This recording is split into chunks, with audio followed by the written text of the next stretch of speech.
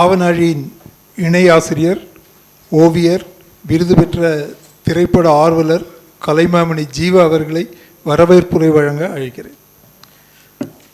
வணக்கம். இந்த வரவேற்புரைங்கிற இதுக்கு சடங்குக்கு முன்னால் இது எனக்கும் இந்த ஆவனாழி இந்த குழுவுக்கும் இருக்கிற தொடர்பை நான் சொல்லிடுறேன். இது சுதேசமித்திரன் வந்து ஆரண்யம் ஆரம்பித்த புதுசில் நாங்கள் எல்லாருமே அவர் கூட அது ஆக்டிவாக இருந்த ஒரு 3-4 இதழ்கள் வந்ததுன்னு நினைக்கிறேன். அது வந்தபோது வந்து இருந்த ஒரு பெரிய ஒரு சென்சேஷன்னு சொல்லுவாங்க இல்லையா, அந்த மாதிரி ஒரு உருவாச்சு. அப்பத்த பீரியடில் கலரில் அட்டையில் அவ்வளோ ஒரு ஃபோட்டோஷாப் இந்த மாதிரி இது எல்லாமே அப்போ தான் வந்துட்டுருக்கு, யாருக்குமே அது தெரியல. அந்த நேரத்தில் அதை வச்சு நிறைய பிரிண்டிங் உத்திகள் உள்ள அந்த பிளாக் அண்ட் ஒயிட்லேயே நிறைய வேலைகள் எல்லாம் செஞ்சு இலக்கிய பரிமாணத்தோடு அந்த இதழ்கள் வந்தது. அதில் நான் வந்து சில ஓவியங்கள்லாம் வரைஞ்சிட்டு இருந்தேன். அப்போது குறிப்பாக சொல்லப்போனால் இந்த திரைப்படங்களுக்கான ஸ்கிரிப்ட் வந்தது. பெருந்தெச்சன் ஒரு படத்தோட ஸ்கிரிப்ட் வந்தது. அதுக்கு வந்து நாங்கள் நிறைய இல்லஸ்ட்ரேஷன் பண்ணேன். அப்புறம் நிறைய கவிதைகளுக்கெல்லாம் பண்ணிகிட்டு இருந்தேன். அது துரதிர்ஷ்டமாக அது ஒரு 4 இதழோடு அது நின்று போயிடுச்சு. ஏன்னா பெரும் செலவு படைக்கக்கூடிய ஒரு விஷயம் அது. அடுத்து சுதேசமித்திரன் வந்து சில காலத்துக்கு பிறகு சாம்பல் அப்படின்னு ஒரு இதழ் ஆரம்பித்தார். அது முழுக்க சாம்பல் நிறம் தான், பிளாக் அண்ட் ஒயிட்டு. அதில் வந்து இதுலேயும் செறிவான இலக்கிய விஷயங்கள், பேட்டிகள், அப்புறம் புகைப்பட ஆல்பங்கள் இதெல்லாம் நிறைய வந்தது. சத்யஜித் ராய் பற்றி ஒரு ஆல்பம் அருமையாக வந்தது, நினைவு இருக்குது. அதில் நான் வந்து காமிக் ஸ்ட்ரிப் அந்த ஒவ்வொரு இதழ்லையும் எழுதினேன். அதாவது நானே எழுதி நானே அதுக்கு வரைஞ்சி அதை பண்ண ஞாபகம் இருக்குது. மீண்டும் வந்து கொரோனா பீரியடில் வந்து எல்லாருமே எல்லாம் ஒரு டல் அடிச்சுட்டு இருந்த காலத்தில் ஏதோ ஒன்று செய்வோம் அப்படின்ட்டு ஆவனாழி உருவாச்சு. ஆவனாழி வந்து ஒரு ஆன்லைன் மேகசின், ஃப்ரீயாக படிக்கக்கூடிய ஒரு மேகசினாக உருவாச்சு. அதுக்கு நிறைய உழைப்பை நாங்கள் தந்தோம். நிறைய பேரை அணுகி கதைகள், கட்டுரைகள், கவிதைகள்லாம் வாங்கினோம். அதுக்கான ஓவியர்களையெல்லாம் திரட்டணும். நாங்கள் இப்போ நிறைய ஓவியர்களை அறிமுகப்படுத்தணும், இளைஞர்களை வந்து அறிமுகப்படுத்தணும். கிட்டத்தட்ட 36 இஷ்யூ முடிஞ்சுது. இந்த 36ஐயும் நம்ம முடிச்சிருக்கோமே அப்படிங்கிறதே ஒரு பெரிய ஒரு சாதனையாக தெரியுது எனக்கு. ஏன்னா ஒரு சின்ன குழு தான் இது. எந்த பண வரவு செலவு கிடையாது, சில போஷகர்களோட ஆதரவு, சில சின்ன விளம்பரம் கூட 1-2 தான் வரும் அதில். அந்த மாதிரி ஒரு இதழ். ஆனால் ரொம்ப கவனத்தை பெற்றது. நிறைய பேரோட கவனத்துக்கு அது போச்சு. அது அவரோட லே அவுட்டு எல்லாமே ஷாராஜ் எல்லாம் பேசுவார் இனி அதை பற்றி. அந்த லே அவுட்டு எல்லாமே வந்து சுதேசமித்திரன் வந்து ரொம்ப சிரத்தை எடுத்து செஞ்சார். அதுலேயும் இந்த அச்சு, இந்த லே அவுட்டுங்கிற அந்த விஷயத்தோட பரிமாணங்களையெல்லாம் நாங்கள் மேக்சிமம் யூஸ் பண்ணோம். அப்போ அது ஓவியங்கள் பண்ணுறது. நான் வந்து கிட்ட 36 இதழ்லையும் 36 கட்டுரைகள் எழுதியிருக்கேன் திரைப்படங்கள் பற்றி.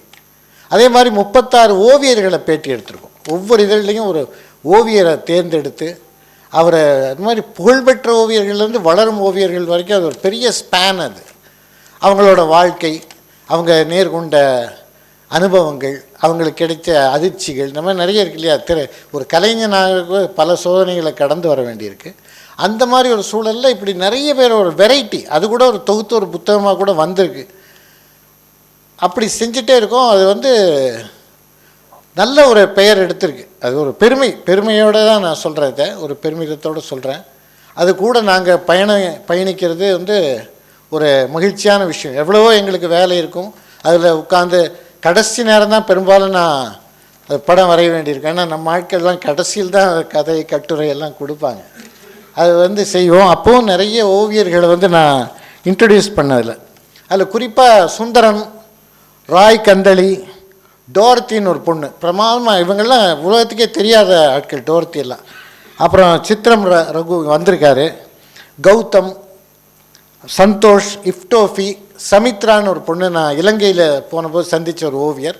அவங்களையும் நாங்கள் வந்து கூப்பிட்டு இது படம் வரையணும்னு கேட்டாங்க. எல்லாருமே நம்ம கேட்குறதுக்கு ஒத்துக்கிறாங்க, யாருக்கும் பணமோ எதுவும் தர்றதில்லை. அந்த மாதிரி ஒரு சூழல். அது வந்து நமக்கு கிடைச்ச ஒரு கௌரவம்னு கூட ஒரு பெருமிதத்தோடு சொல்லிக்குவேன். ஆவனாழிக்கு நாங்கள் ஒர்க் பண்ணோம் அப்படின்னு அவங்களுக்கு ஒரு பெருமை தான் அப்படிங்கிறது ஒரு நல்ல விஷயம். அப்புறம் இன்றைக்கி கூட்டம் குறைவாக இருந்தால் கூட செறிவான கூட்டம், எல்லாருக்குமே எல்லாம் தெரிஞ்ச ஆட்கள், எல்லாருக்குமே இதோட மதிப்பு தெரியும். அந்த மாதிரி ஒரு கூட்டம் இன்றைக்கி.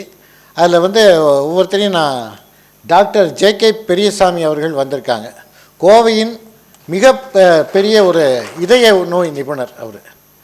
இன்றைக்கி அவருடைய இதை ஒதுக்கிட்டு இங்கே வந்திருக்காருன்னா ஆவனாளி மேலேயும் சுதேசமித்தன் மேலேயும் உள்ள ஒரு அன்பினால் தான் வந்திருக்கார். அவருக்கான சூழலோ இதே இல்லாத ஒரு இடம் அது. ஏன்னா அவர் முழுக்க அவ்வளோ பிஸி, அவரை பார்க்கவே முடியாது, அங்கே போய் அப்பாயின்மெண்ட் வாங்கிட்டு பார்க்க முடியாத ஒரு இடம். நாஞ்சில் நாடன் வந்திருக்கார். நாஞ்சில் நாடன் எல்லாமே நாங்கள்லாம் ஒரே குழு மாதிரி. அவர் வந்து ஆவனாளியில் 36 இதழ்லையும் அவரோட படைப்புகள் வந்திருக்கு. அது ஒரு பெரிய பெருமை, யாருக்குமே கிடைக்காத ஒரு பெருமை. ஒவ்வொரு இதழ்லையும் அவரோட படைப்புகள் எழுதிய கட்டுரையாக இருக்கலாம், கவிதையாக இருக்கலாம், சிறுகதையாக இருக்கலாம், நிறைய வந்திருக்கு. எப்படியோ நாங்கள் அவர்கிட்ட வந்து வாங்கிடுவோம், அவர் என்ன இதில் இருந்தாலும் வாங்கிடுவோம், அந்த மாதிரி இருக்குது. சுகுமாரன் வந்திருக்காரு. சுகுமாரனை பற்றி சொல்லவே வேண்டாம், இன்றைக்கி நாடறிந்த கவிஞர். நாங்கள் எல்லாருமே ஒரு 20 காலங்கள்லேருந்தே நெருங்கி பழகிட்டு இருந்தவங்க தான். பின்னால் அவர் பல ஊர்களுக்கெல்லாம் போய் இன்றைக்கி மீண்டும் கோவைக்கு வந்திருக்கார். அவங்கெல்லாம் கோயம்புத்தூரில் ஃபிலிம் சொசைட்டியெல்லாம் நாங்கள் சிறு வயதில் நடத்தின போது அதுக்கான ஈடுபாடுகள் நிறைய, அதை சொல்லிகிட்டே போகலாம், அவ்வளோ ஒரு அனுபவங்கள் இருக்குது சுகுமாரனோட. ரவீந்திரன் சார் வந்திருக்காரு. கோயம்புத்தூரை அழகுபடுத்துறதுல வந்து ரேக் அப்படிங்கிற ஒரு அமைப்பு வந்து இன்றைக்கி பெரிய அளவில் இருக்குது. ரேக் இல்லாட்டி கோயம்புத்தூரோட ஒரு அடையாளம் இன்றைக்கி ரேக்குங்கிறது. அவ்வளோ சேவை. அவர் வந்து ஒரு பெரிய தொழிலதிபராக இருந்தால் கூட முழுக்க இலக்கியத்துக்கும் இந்த பொது சேவைக்கும் தன்னை அர்ப்பணித்தவர் தான். அதுக்கான நிறைய செலவும் பண்ணுவார், நிறைய உடல் உழைப்பு. அவருக்கு நேரம் காலம் எதுவுமே கிடையாது அவருக்கு. அவ்வளோ ஒரு டிவோட்டட் பர்சன். வந்து எங்கள் மேலே அவருக்கு எப்போவுமே ஒரு சாஃப்ட் கார்னர் இருக்குது. ஷாராஜ் வந்திருக்காரு. ஷாராஜ் வந்து எங்களை மாதிரி என்ன மாதிரி ஒரு ஓவியர் தான் வரும். அது குறிப்பாக கமர்ஷியல் ஓவியர். நாங்கள் வந்து சினி ஆர்ட்ஸுங்கிற நிறுவனத்தில் வச்சுருந்தோம். அவர் சுவாமி ஆர்ட்ஸ்னு கோயம்புத்தூரில் இன்னொரு பழமையான நிறுவனத்தில் அவர் பணிபுரிஞ்சவர்.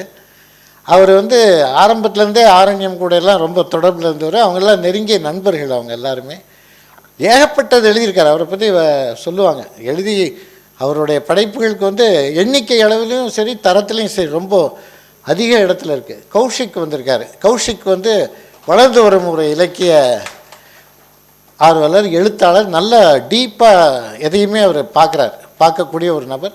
அவர் வந்து நமக்கும் எழுதியிருக்காரு, பேசுகிறாரு, நிறைய ஸ்டடி பண்ணிகிட்ருக்கார். அப்புறம் இங்கே வந்திருக்கிறவங்க எல்லாருமே என்னுடைய நண்பர்கள் தான். ஒவ்வொருத்தரையும் சொல்ல முடியாது. அனைவரையும் வந்து இந்த நிகழ்வை சிறப்பிக்க வந்ததுக்கு உங்களை அனைவரையும் நான் மனமாற வரவேற்கிறேன். வருக.